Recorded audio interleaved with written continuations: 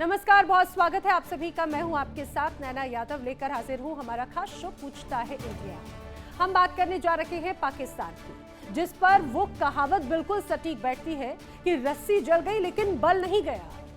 भारत ने सिंधु जल संधि स्थगित क्या की, पाक के हुक्मरानों की सांसें अटक गई। पानी की एक एक बूंद के लिए वहां की आवाम एक तरह से तड़प रही है, लेकिन मजाल है जो पाकिस्तान के हुक्मरान अपने आतंकी, अपने सहयोगियों के खिलाफ कोई कार्रवाई कर देते।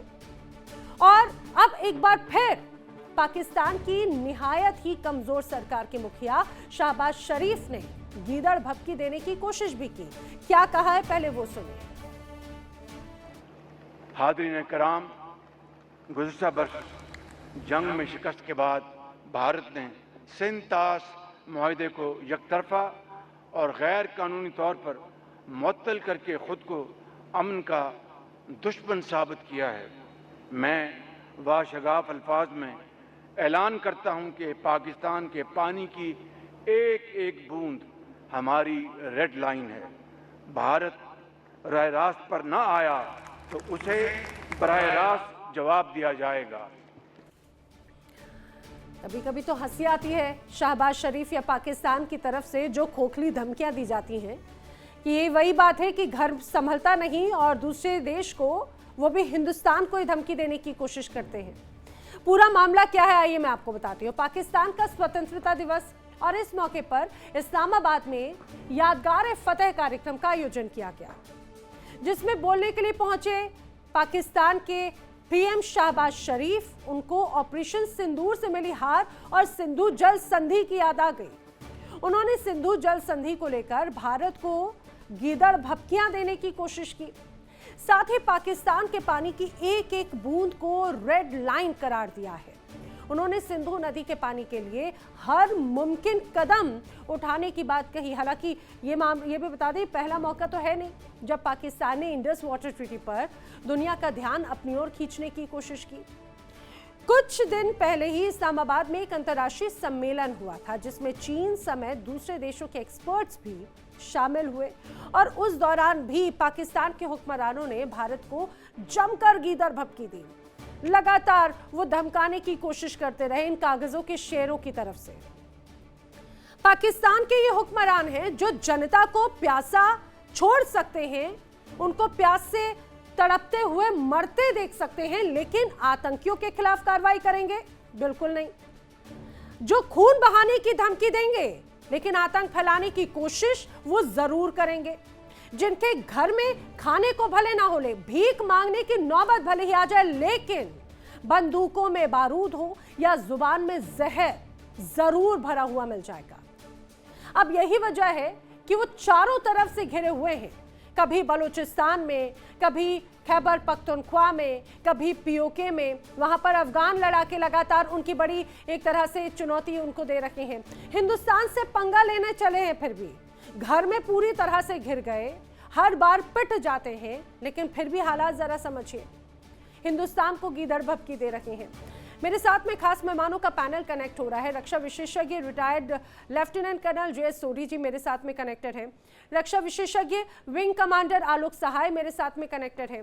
मेरे साथ में पाकिस्तान से नदीम ज़ईम पत्रकार के तौर पर कनेक्टेड हैं। उन सभी को स्क्रीन पर लेकर आइएगा। बहुत स्वागत है आप सभी का। मैं चर्चा की तरफ आगे बढ़ूं, लेकिन उसके पहले जो एक वाजिब सवाल लोगों के जहन में जरूर नजर आता है, सवाल ये, क्या पाकिस्तान के लिए पानी से ज्यादा महत्वपूर्ण आतंकवादी हो गए हैं?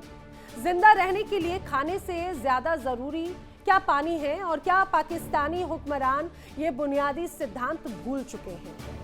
दुनिया भर के आर्थिक मदद के लिए समझौते करने वाले शहबाज शरीफ पानी के लिए कोई समझौता करना ही नहीं चाहते। ऐसा क्यों? आखिर ऐसी क्या मजबूरी है? करेंगे चर्चा। जैसे मैंने आपको बताया, मेरे साथ में जो खास मेहमान है, मैं चर्चा की शुरुआत इस बार नदीम शेख साहब भी मेरे साथ में कनेक्ट हो चुके हैं। मेजर नदीम शेख पाकिस्तान से रक्षा विशेषज्ञ के तौर पर, बहुत स्वागत है। मेजर नदीम शेख, मैं आप ही से एक बार चर्चा की शुरुआत करना चाह रही हूँ आज, क्योंकि आपका मुल्क आज़ादी का पर्व मना रहा है और आज़ादी के गर्व होता होगा, बदलने की तस्वीर जो है ज़रूर आपने भी बड़े ख्वाब देखे होंगे, आवाम भी ज़रूर यहाँ से देख रही है, आपको भी बहुत शुभकामनाएं। लेकिन मैं ये जानना चाह रही हूँ, इतना मुबारक मौका था, वहाँ से उस मुबारक मौके से अपने देश की भविष्य को संवारते हुए कुछ बातें कही जा सकती थी, बताया जा सकता था कि देश कैसे आगे बढ़ेगा, लेकिन वहां पर भी आपके जो प्रधानमंत्री हैं उनका एक तो अलग ही राग चल रहा है, झूठे कसीदे करने लग जाते हैं। देखिए, शुक्रिया आपने बुलाया और शुक्रिया आपने शुभकामनाएं दी पाकिस्तान के 14 अगस्त पे। मैं एडवांस में अगर शुभकामनाएं दे सकता हूं इंडिया के 15 अगस्त की आज़ादी के ऊपर। बहुत शुक्रिया। और अगर कल हुआ तो मैं कल भी उनको शुभकामनाएं दूंगा। और जहां तक ताल्लुक है हमारे जो वज़ीर आज़म शहबाज शरीफ का जो बयान है, बेसिकली वो बयान इसलिए कि उन्होंने बिल्कुल पाकिस्तान की तरक्की का जिक्र किया। आज हम माशाल्लाह जो है नॉन नेटो एलाइस है, आज हम नेटो की तर्ज के ऊपर जो है मुस्लिम नेटो अलायंस बनाने जा रहे हैं। दुनिया में दूसरी बड़ी सुपर पावर के तौर पर उभर कर आए हैं, जिस तरह अमेरिका ने नेटो बनाया और हम उसके नॉन नेटो अलाई भी रहे। आज हम म्यूचुअल डिफेंस एग्रीमेंट कर रहे हैं और दुनिया के बड़े मुल्क लाइन में लगे हुए हैं कि जी हमें भी इस डिफेंस में ले लें, हमें भी बचा लें, हमें भी बचा लें। जैसे आपने इंडिया के साथ किया ऑपरेशन सिंदूर में मार्का हक के अंदर, ऐसे हमें भी बचा लें। अब हमें अमेरिका से बचा लें, हमें फलां से बचा लें, हमें मुस्लिम मुल्कों से बचा लें, हमें इसराइल से बचा लें। ठीक है, तो पाकिस्तान जो है वो लाइन लगी हुई है। पाकिस्तान देखेगा कि जनाब किसको लेना है और किसको नहीं लेना।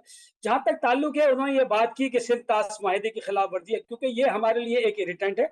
हम जब अपनी अच्छाइयों की बात करते हैं तो हम अपने इरिटेंट्स की बात करते हैं कि देखिए हमारा इरिटेंट है जो कश्मीर का जो मुद्दा है वो हमारे यहाँ इंडिया और पाकिस्तान के दरमियान एक इरिटेंट है। इसी तरह से एक नया इशू ले आए हैं इंडिया वाले, जो पहले इशू नहीं था, वो सिंध ताश माहिदे को इशू बना दिया है।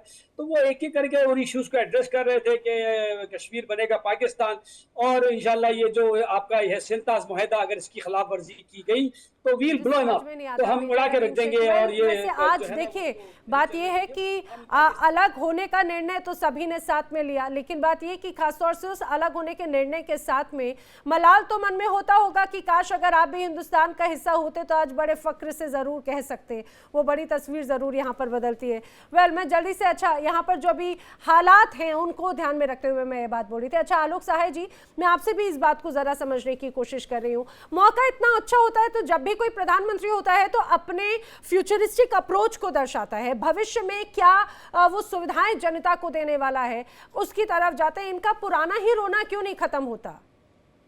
और जब उन्हें पता है कि 80 सालों में पानी तो मूलभूत समस्या रही है, फिर अगर समस्या भी जानते हैं तो समाधान भी उन्हें पता है, आतंकियों से इनका प्रेम खत्म क्यों नहीं होता? नाना जी देखिए, समस्या को इन्होंने सर पे चढ़ा के रखा है, उसका कभी भी हल नहीं ढूंढा है। वो जो चिनाब का पानी आता है उसको रोकने के लिए उस पर इन्होंने कभी कोई डैम बढ़िया नहीं बनाया। पाकिस्तान में मैंने पिछले आपके एक प्रोग्राम में डाटा दिया था कि टोटल वहाँ 2 ही बड़े डैम हैं जो सिग्निफिकेंट है, बाकी सभी छोटे छोटे हैं। तो ये इन्होंने कोई डेवलपमेंट के नाम पे काम करते नहीं है। ये सिर्फ इस्लाम के नाम पर और जो आतंकवादी है उनका सपोर्ट लेकर के ये समझते हैं कि हम तो विश्व के शेर बन गए। अब जैसा कब से अभी नदीम साहब ने कहा कि हमसे दुनिया में होड़ लगी हुई है कि कौन हमारे पास आएगा, कौन हमसे प्रोटेक्शन लेगा। ये प्रोटेक्शन पूरी दुनिया को दे रहे हैं और बलूचिस्तान और पीओके भी अपने को प्रोटेक्ट नहीं कर पा रहे हैं, लेकिन हामी भर रहे हैं कि मैं पूरी दुनिया को और दूसरे देशों को प्रोटेक्शन दूंगा। पर क्या मतलब हंसने वाली बात है, समझ में नहीं आता है। जब तक इस तरह की मानसिकता हमारे पड़ोसी देश में होगी वो कभी भी उठ के खड़ा नहीं हो पाएगा। और यही कारण है कि इन्होंने कभी डेवलपमेंट पर ध्यान नहीं दिया। इन्होंने हमेशा सिर्फ आतंकवादी डेवलपमेंट पर ध्यान दिया, इन्होंने इंफ्रास्ट्रक्चर डेवलपमेंट पर ध्यान नहीं दिया। इनको सरकारी लोनें इतनी मिलती रही, इनको IMF से इतना लोन मिलता रहा, फिर भी अभी देखिए इनका जो पब्लिक डेब्ट है वो $286 बिलियन का है। कहाँ किया जाएगा पाकिस्तान? और इनका जो इन्फ्लेशन रेट है आप वो देखिए कितना महंगा बढ़ गया है। वो जो है 28.9% इनका बढ़ गया है मॉनेटरी पॉवर्टी रेट।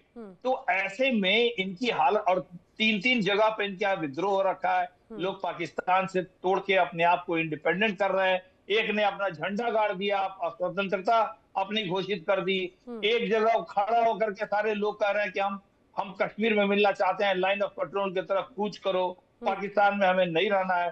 तो ऐसी स्थिति में नाना जी मुश्किल ये है कि जब आर्थिक स्थिति बहुत खराब होती है और देश को टूटने के कगार पे होता है तो पाकिस्तान, इतिहास हमें यही बताता है कि पाकिस्तान अपने जनता, अपने सिटीजन्स का मुंह मोड़ने के लिए, उनका ध्यान भटकाने के लिए हमेशा इस तरह की हरकत करेगा। और भारत को इसीलिए सचेत होने की जरूरत है। पाकिस्तान फिर से सहारा लेगा या तो टेररिस्ट ऑर्गेनाइजेशंस का, या सीमा पर वो सीधा कोई हरकत करेगा। आप देखिए अभी इनके रशीद साहब जो एक्स होम लेकिन मिनिस्टर सर थे, बात यह है कि अगर ऐसा करता है वेल, जब ऐसी हिमाकतें की उसका माकूल जवाब भी मिला, लेकिन अगर ऐसा किया जाता है तो वो दर्शाता है कि भाई पाकिस्तान की नीति का ही एक बड़ा हिस्सा है। अच्छा कर्नल जे सोरी साहब, मैं आपसे भी इस बात को जरा समझना चाह रही हूँ, आप मुझे इस बात को जरा समझाइएगा। जो बात यहाँ पर अभी मेजर नदीम शेख साहब ने भी कही, और सबसे महत्वपूर्ण बात है कि शहबाज शरीफ साहब ने भी कही, वो कह रहे हैं कि भाई जो ऑपरेशन सिंदूर है उसकी उनको याद आ गई। जो सिंधु ऑपरेशन है वो उसका जिक्र तो करते हैं, और उनकी तकलीफ भी बार बार होती है कि हिंदुस्तान ने एक तरफ तो ऑपरेशन सिंदूर के माध्यम से जो एक बड़ा जख्म दे दिया, और ऊपर से ये जो इंडस वाटर ट्रीटी है उस पर भी प्रतिबंध लगा के उस जख्म पे नमक छिड़कने का काम कर दिया। जय हिंद नैना जी, ये मेरा सौभाग्य कि मैं आपके न्यूज चैनल पर हूं और विख्यात को पैनलिस्ट के साथ हूं। आज पाकिस्तान के आजादी दिवस पे मेरी 24 करोड़ पाकिस्तानियों को सहानुभूति है, कंडोलेंसेस ऑफर करता हूं। मेरे को बड़ा दुख है 24 करोड़ पाकिस्तानियों के लिए कि आज वो कंगाल हो चुके हैं और भारत का दुनिया की छठी सबसे बड़ी अर्थव्यवस्था बन चुका है। नैना जी, 11 सितंबर 1948 को मोहम्मद अली जिन्ना जो पाकिस्तान के कैद आजम हैं, उनका इंतकाल हुआ। 2 दिन पहले 9 सितंबर 1948 को मोहम्मद अली जिन्ना ने अपने पर्सनल डॉक्टर कर्नल इलाही बख्श, जो कि पाकिस्तानी आर्मी के डॉक्टर थे और उनके पर्सनल डॉक्टर नियुक्त हुए थे, जिन्ना ने कर्नल इलाही बख्श को बताया 9 सितंबर 1948 को कि मेरी जिंदगी की सबसे बड़ी भूल थी पाकिस्तान बनाना। देखिए, इंसान मरने से पहले सच बोलता है। मोहम्मद अली जिन्ना ने बिल्कुल सही बोला अपने इंतकाल से पहले। आज आप देखिए, पाकिस्तान आतंकवाद का गढ़ है। जो ये बार बार ऑपरेशन सिंदूर की बातें इनके प्रधानमंत्री और बाकी लोग करते हैं, शायद ये भूल गए कि अभी कुछ महीने पहले ही तो अमेरिका के राष्ट्रपति डोनाल्ड ट्रंप ने बोला था कि सिंदूर के वक्त तो शहबाज शरीफ को भारतीय सेना मारने वाली थी, मैंने उसको बचाया। तो ये कैसे ऑपरेशन सिंदूर को एक पॉजिटिव वे में ले सकते हैं? नैना जी, मैं आज आपके चैनल पे एक बड़ी इंपॉर्टेंट बात कहने वाला। मैंने जो सेना में पूरी सर्विस की और रिटायरमेंट के बाद भी जब मैं पाकिस्तानी सेना के अफसरों को यूनिफॉर्म में देखता हूं, बड़े बड़े मेडल रिबन पहन के, तो मेरे को बड़ी अचंबा होता है। अचंबा इसलिए होता है कि ये अपने छाती पे, सीने पे इतने मेडल किसके लिए पहने हुए हैं? 5 जंग तो पाकिस्तान भारत से हार चुका है। 71 में तो भारत ने पाकिस्तान के 2 टुकड़े कर दिए। तो ये पाकिस्तानी सेना के अफसर अपनी यूनिफॉर्म में रिबन मेडल कौन से पहनते हैं? इनको तो एक ही रिबन या मेडल पहनना चाहिए, वो छोटा काले जूते का निशान। किसी देश की सेना के लिए शर्म की बात होनी चाहिए जो 5 जंग हार चुकी है, अपने देश के 2 टुकड़े करवा चुकी है। आज वो किस बात की आजादी दिवस मना रहे हैं? आज तो पाकिस्तान में शोक दिवस मनाना चाहिए। आज तो आपके साथ भी कंडोलेंस करनी चाहिए कि सबकी आजादियां हो गई, रह गए तो आप खालिस्तान वाले। और आज वही जेलसी आप पाकिस्तान से कर रहे हैं। अरे भाई, 2.5 लाख उन्होंने मार दिया आपके बंदे, आपका सीएम मार दिया, आपके जितने बड़े बड़े जो आपके अकाबरीन थे, जो गोल्डन टेम्पल को उन्होंने नापाक जूतों से पामाल कर दिया, आपके अकाबरीन को, जितने आपके गुरु ग्रंथ वहां पे लोग थे, उनको उन्होंने गोलियों से भून डाला। ठीक है, तो आज तो मुझे कंडोलेंस करनी चाहिए आपके साथ। हमारा पाकिस्तान, अगर आज की बात करें, आप इस तरह की बात है कि जी फला डॉक्टर ने, डेंटिस्ट ने ये बोल दिया था, अच्छा जी उनका जो फला जो वो था, जो फिजियोथेरेपिस्ट, उसने ये कह दिया, इलाही ओ भाई, ऐसी बातें तो कोई भी कर सकता है। ऐसे तो मैं भी कह सकता हूँ कि जनाब बिडरवाला सिंह साहब ने जो है ना फला बात की थी, तो ऐसे ये बात हो गई। फिर इंदिरा गांधी को आप लोगों ने मारा, क्या मिला आपको इंदिरा गांधी को मार के? मुझे बताइए। है आपने इंदिरा गांधी जैसी सेकुलर और उनकी अच्छी वज़ीर-ए-आज़म उसको आपने मार दिया, जिसने नकल आपके। मेजर नदीम शेख, तो इंदिरा, सुनिए ना मेरी, अगर देश की पूर्व प्रधानमंत्री पर जिसने गोली चलाई उसका क्या हश्र हुआ ये पूरी दुनिया जानती है। जी अच्छा, सोरी साहब भी कुछ कहना चाह रहे हैं, फिर मैं आगे बढ़ूंगी नदीम ज़ईम का। जी सोरी सर। नैना जी, ये जो पाकिस्तानी सिखों के लिए सहानुभूति जताते हैं ना, ये मगरमच्छ के आंसू हैं।